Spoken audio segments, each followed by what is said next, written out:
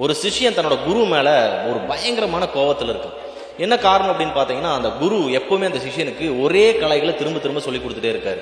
இவனும் பாக்குறான், ரொம்ப நாள் பொறுத்திருந்து பார்த்துட்டு அந்த மாஸ்டர் கிட்ட போய் ஒரு நாள் கேட்கறான், இந்த மாதிரி திரும்ப திரும்ப நீங்க ஒரே கலைகளை எனக்கு சொல்லி கொடுத்துட்டு இருக்கீங்க, இதுக்கு பதிலாக நீங்க இருக்கிற எல்லா விஷயத்தையும் சொல்லி கொடுத்தீங்கன்னா நானும் சீக்கிரம் வளர்ந்துருவன்ல அப்படின்னு சொல்லி கேட்கறான். அதுக்கு உடனே அந்த குரு சொல்றாரு, சரி ஓகே நான் சொல்லித்தரேன், அதுக்கு முன்னாடி நான் சொல்ற விஷயத்தை செய் அப்படின்னு சொல்றாரு. இவனும் சரின்னு சொல்றான். உடனே இவர் பக்கத்துல கூண்டுல இருந்த எல்லா முயல்களையும் வெளியில ஓபன் பண்ணி விடுறாரு. அது ஃபுல்லா கிரவுண்டு ஃபுல்லா ஓட ஆரம்பிச்சிருச்சு. அப்ப இந்த குரு சொல்றாரு, நீ போய் ஏதாவது ஒரு முயலை பிடிச்சிடுவா அப்படின்னு சொல்றாரு. இவனு போய் எல்லா பக்கமும் அந்த முயல்களை தேடி ஓடுறான். பட் இவனால எதையுமே பிடிக்க முடியல. ரொம்ப நேரம் ட்ரை பண்ணி பார்க்கறான். திரும்ப அந்த குரு கிட்டே சொல்றான், என்னால எதையுமே பிடிக்க முடியல அப்படின்னு சொல்லி. சரி ஓகே, இப்ப நீ அந்த கருப்பு கலர் முயலை மட்டும் பிடிச்சிடுவா அப்படின்னு சொல்றாரு. இவனும் போய் அந்த கருப்பு கலர் முயலை ரொம்ப துரத்தி ட்ரை பண்றான். ஒரு வழியா பிடிச்சிட்டான். பிடிச்சிட்டு அந்த குரு கிட்ட கொடுக்குறாரு. அப்போ அந்த குரு சிரிச்சிட்டு சொல்றாரு, இதே மாதிரிதான் நம்ம வாழ்க்கையில நிறைய விஷயங்களை நம்ம ஒரே டைம்ல தேடி ஓடணும் அப்படின்னா நம்மளால எதையுமே அடைய முடியாது.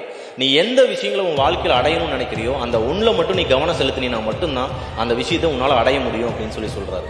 இதே மாதிரி தான் நம்மளோட வாழ்க்கையில ஏதாவது ஒரு வழியில நம்ம ஜெயிச்சிட மாட்டோமா அப்படிங்கிறதுக்காக பல வழிகளை தேடி இன்னைக்கு எல்லாருமே ஓடிட்டு இருக்காங்க. அதுக்கு பதிலா ஒரு சரியான பாதையை தேர்ந்தெடுத்து நம்ம முழு கவனத்தையும் அதுல செலுத்தணும் அப்படின்னா கண்டிப்பா ஒரு நாள் இல்ல ஒரு நாள் நம்ம போய் சேரணும்னு நினைக்கிற இடத்த நம்ம போய் அடைஞ்சிருவோம்.